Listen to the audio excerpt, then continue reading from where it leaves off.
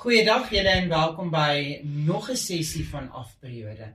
Vandag het ons 'n wiskundeles en vandag gaan ons kyk na uitgebreide notasie.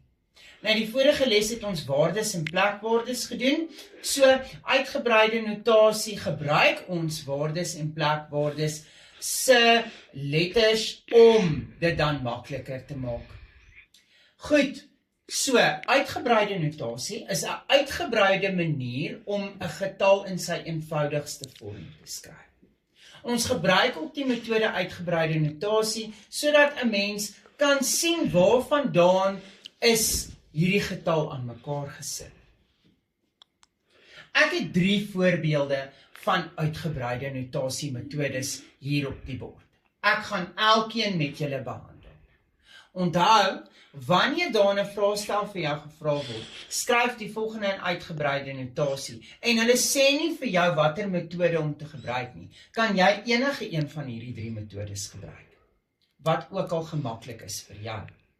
Ons gaan kyk na die eerste ene. 168 kan geskryf word as 100 plus 60 plus 8.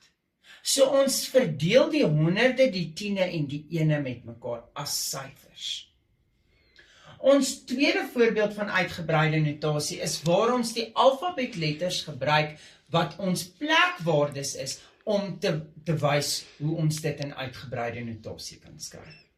Ek gebruik nog steeds 168, so dit is 100, dan sit ons met 6 tiene, dan het ek 8 ene, en saam het dit vir my 168 gegee.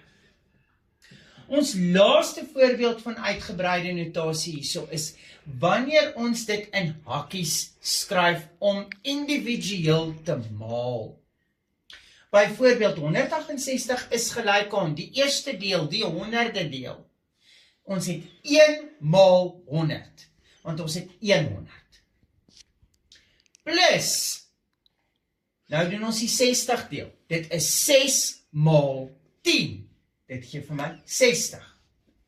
Plus, nou doen ons die ene deel. 8 maal 1. Dit is 8. Saam gee dit vir my 168. So daar is ons 3 metodes van uitgebreide notasie. Ek hoop julle verstaan dit beter. Mag julle 'n wonderlike pouse hê.